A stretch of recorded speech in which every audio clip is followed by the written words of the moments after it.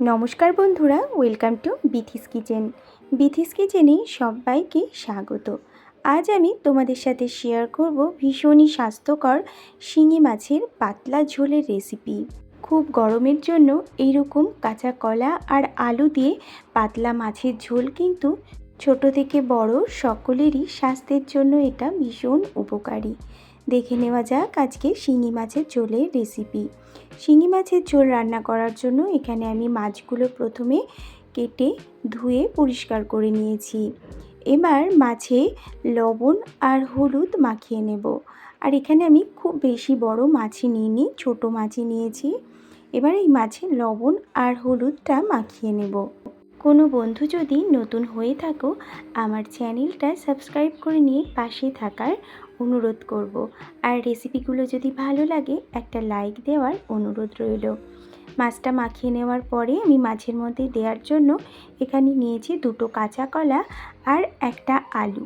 কাঁচা কলাগুলো কেটে আমি একটু হলুদ জল দিয়ে ভিজিয়ে রেখেছিলাম।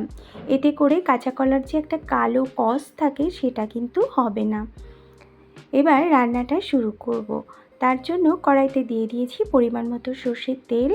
আর তেলটা গরম হলেই আস্তে আস্তে আমি মাছগুলো দিয়ে দিচ্ছি। আর মাছটা তেলে দেওয়ার সময় গ্যাসের ফ্লেমটা কিন্তু একদম লোতে রাখতে হবে। লোতে রেখে মাছগুলো দেওয়া হয়ে গেলেই তারপরে হাই ফ্লেমে ভাজতে হবে। আর এই শিঙি মাছ কিন্তু খুব বেশি ভাজার দরকার নেই, একদমই হালকা করে এটা ভেজে নিতে হবে। আমার এই সহজ ও ঘরোয়া রেসিপিগুলো যদি তোমাদের একটু হলেও ভালো লাগে তাহলে লাইক, কমেন্ট আর শেয়ার করার অনুরোধ রইল। দেখো মাছগুলো ভাজা হয়ে গেছে, এবার তুলে নিচ্ছি।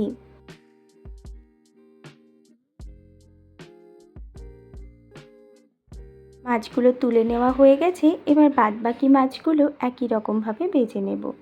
তারপরে মাছ ভাজা ওই তেলের মধ্যে দিয়ে দিলাম ফোড়নে গোটা জিরে।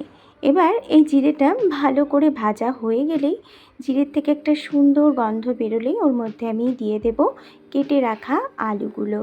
আলুগুলো প্রথমে একটু লবণ দিয়ে হালকা করে ভেজে নিতে হবে। আলুগুলো ভাজা হয়ে গেলেই ওর মধ্যে দিয়ে দেব কেটে রাখা কাঁচা কলাগুলো। এবার কাঁচা কলা আর আলু দুটোই আমি একটু ভাজবো। কাঁচা কলা আর আলু ভাজা হয়ে গেছে, এবার আমি এর মধ্যে দিয়ে দিচ্ছি বেটে রাখা গোটা জিরে। এখানে আমি 2 টিস্পুন গোটা জিরে নিয়েছিলাম, সেটাকেই পেস্ট করে নিয়েছি। আর দিয়ে দিয়েছি পরিমাণ মতো কাঁচা লঙ্কার পেস্ট। ঝালটা নিজেদের পছন্দ মতো দেবে। এবার মশলাটা আলু আর কাঁচা লঙ্কার সঙ্গে ভালোভাবে কষিয়ে নিতে হবে, যতক্ষণ না পর্যন্ত মশলা থেকে কাঁচা গন্ধটা চলে যায়। দিয়ে দিলাম সামান্য একটু জল। জলটা দিয়ে মশলাটা ভালো করে কষিয়ে নেব।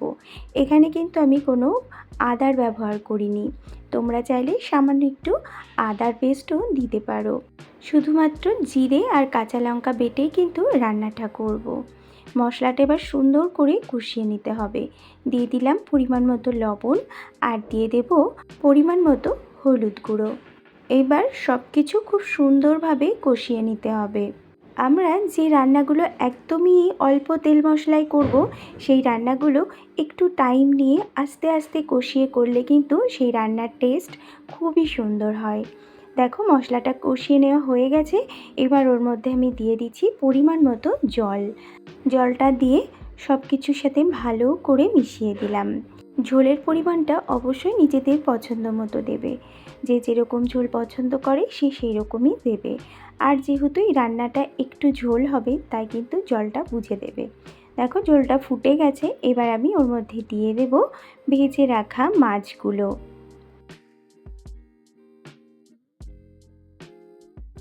মাছগুলো দিয়ে সব কিছুর সাথে ভালো করে মিশিয়ে দিচ্ছি।